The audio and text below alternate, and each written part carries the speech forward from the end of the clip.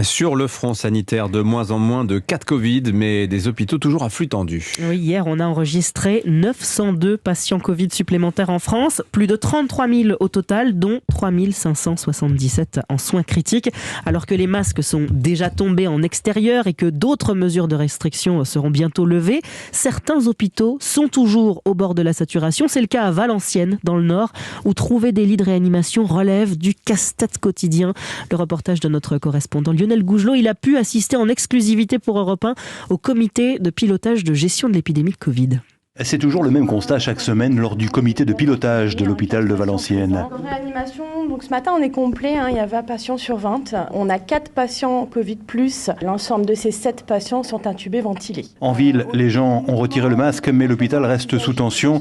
Nabil Elbeki, responsable du pôle urgence et réanimation. On est toujours dans un flux patient très lourd au niveau du Covid, qui nous met toujours en péril et qui nous inquiète et qui nous angoisse au quotidien. On doit limiter nos déprogrammations et on doit reprogrammer les patients pour pas qu'ils perdent des chances. Et pour nous, c'est une pression constante. Pour les chefs de service ou les cadres de santé, tous les jours, c'est la même chasse aux lits disponibles. Et faute de personnel, il faut parfois faire feu de tout bois. On a des anciens infirmiers de réanimation aussi qui vont venir nous aider en renfort au niveau de la réanimation. En soins critiques, ces malades Covid non vaccinés s'ajoutent aux autres urgences qui ont repris leur rythme d'avant-pandémie.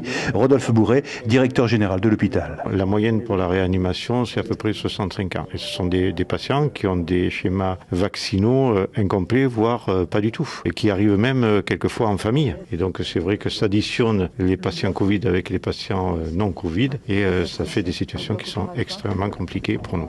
Dans les Hauts-de-France, la semaine dernière, les hospitalisations Covid ont augmenté de 11%. À Valenciennes, Lionel Gougelot, Europe 1.